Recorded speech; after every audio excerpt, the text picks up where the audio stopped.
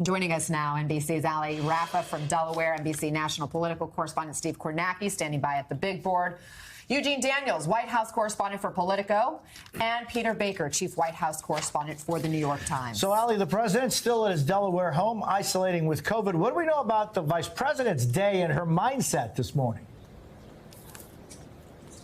Yeah, Jose, well, the eyes of the political world are now focused on Vice President Harris in the wake of the president's announcement yesterday. And as you mentioned, we expect to see her in just over an hour for the first time juggling these two roles. One, of course, as vice president, and the other as the person who the president passed the torch onto. And she has a lot to do in a very short amount of time, starting when that announcement came yesterday. Remember, she still has to pick a running mate. She still has to find a way to put her own unique stamp on the now Harris campaign. And a source familiar is telling my colleague Kelly O'Donnell that she's already told her staff that she would like to speak directly with campaign staffers in the wake of this news. Of course, campaign staffers who are still processing the shock of this change, having found out just a minute before that letter was released publicly.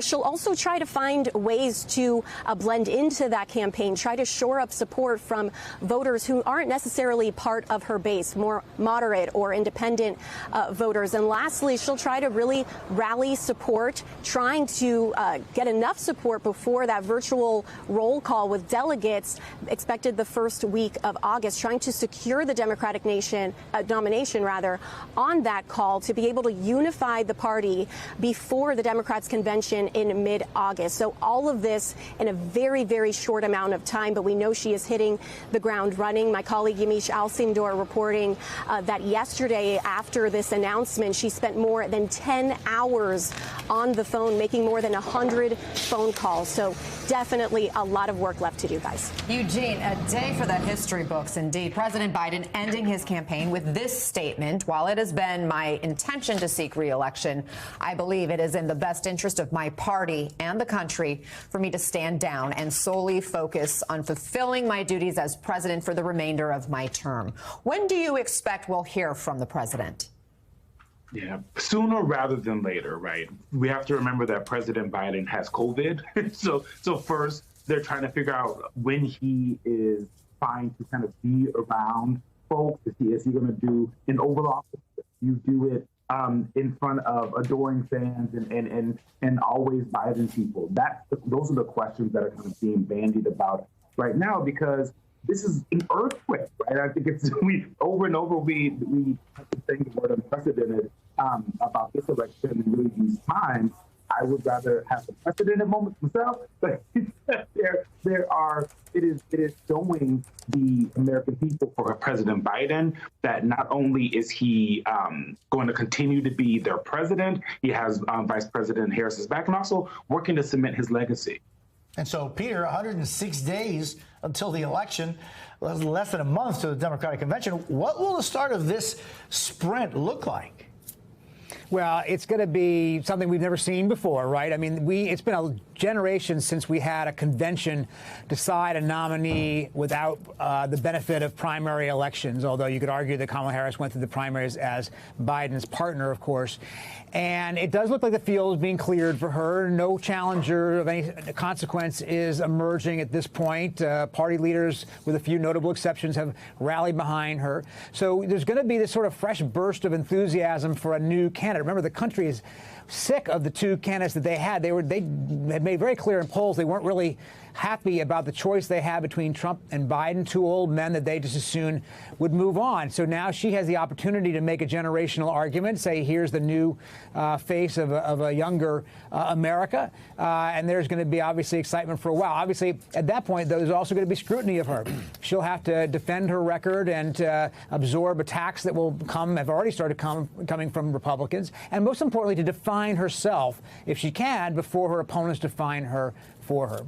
And Steve, all along the polls were really neck and neck between Donald Trump and Joe Biden, although there had been some slippage for President Biden after that debate. How does Kamala Harris fare against the former president? I mean, the short answer is not really any better. Take a look at this.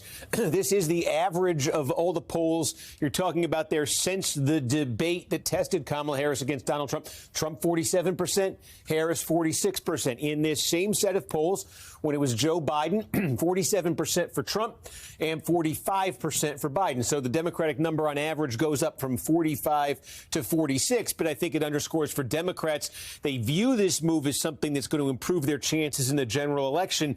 That is based more on hope than it is on the numbers right now, because you go another level deep in this and you've got the favorable, unfavorable, basic impression people have of these candidates here. For Joe Biden, look, these numbers have looked like this for a long time. Very, very bad numbers. 36 favorable, 57 unfavorable. Again, this in average of polls over the last month. So what's the difference with Kamala Harris? Again, not much of a difference, from 36 favorable to 38, 57 unfavorable down to 52. But that's still a majority of voters saying they have an unfavorable impression of Kamala Harris. Throw up Donald Trump's numbers there for comparison. He's at 41 favorable, 55 unfavorable. All three of these figures with majorities of voters saying they are unfavorably impressed by them. So, again, from the Democratic standpoint here, they think Harris being reintroduced as a presidential candidate, getting a different look, they think these numbers can improve for her, both in the favorables and in the horse race against Trump. But we don't know. As you say, she has not really been tested. Her name never actually got to a primary ballot in 2020. She dropped out a couple months before that. So see how it goes over. Democrats hope these numbers will improve. There's also a possibility they don't. There's also a possibility this rollout does not go well. Yeah, I mean, and Eugene, talking about a rollout, the Harris campaign says it received nearly $50 million in grassroots donations just in the hours after President Biden's exited endorsement of her. The single biggest day for online Democratic donations in years. What does that translate to? Yeah, what they believe it translates to and is a lot of excitement for Vice President Kamala Harris, right? Which, as someone who's been covering her this entire time, is not always the feeling that has been in the Democratic Party. There's been a lot of change, not just over the recent days, but over the last years, especially since Roe v. Wade. People have been impressed with her and her ability to make an argument and lay out stakes. This changes the race, as Peter was talking about, the Democrats' ability to say, we are the party that has the young person, we are the party that has a person of color and a woman that's running, their ability to go to independents and say, hey, you were upset that there was a Trump v. Biden race again? Well, we were the party that made that made that switch. She also has fared better in certain polls with young voters, black voters, and brown voters, all voters that were reticent to wrap their arms around President Biden. So there's a lot of the ground that's shifting.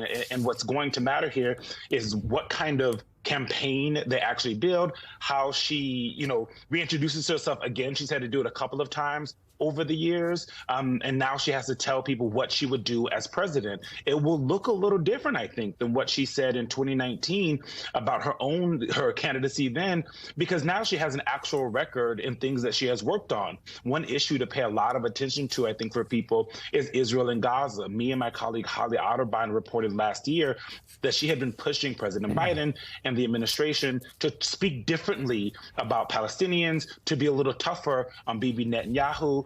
And so that is something that young voters and brown voters and black voters are going to be looking at as she starts to roll out those things. And her campaign has a lot of work to do, and they have almost zero time to do it in. Peter, it sure seems like the Democratic Party has really coalesced around Harris as the presidential nominee. Not official, obviously, yet. So what are we hearing, though, about the Harris Veep stakes and who could potentially be top contenders for her right-hand man or woman? Yeah, that's the big parlor game in Washington right now. Who could it be? I think there's a feeling pretty strongly that she needs to balance out the ticket with somebody who will reassure voters, particularly in those Midwestern critical battleground states that may not particularly look at her as favorably. And that means that they're looking at, people like Governor Josh Shapiro of Pennsylvania, pretty popular there, or maybe a Southern moderate like Roy Cooper from North Carolina, who's just on this this network just a little while ago, or Andy Beshear from Kentucky. You throw out a wild card. I've heard from some Democrats close to Harris that, it may be somebody who's not a politician, somebody who's a former military officer. I've heard the name Bill McRaven. He was the general who led the Osama bin Laden raid, for instance. So they're going to probably cast their net fairly widely, but they don't have a lot of time, right? They don't have the luxury of months to vet and interview and think and poll and test and decide who really has that kind of chemistry with a potential President Harris. They have to do this pretty quickly because the ballots go out in just a handful of days to the DNC for a virtual roll call. Even if they don't do that virtual roll call, the convention itself is just in a few weeks, starting in the third week of August. So this is going to be a very truncated, very quick process, but one that is very important for her because it's going to be her first choice as the putative nominee of the Democratic Party.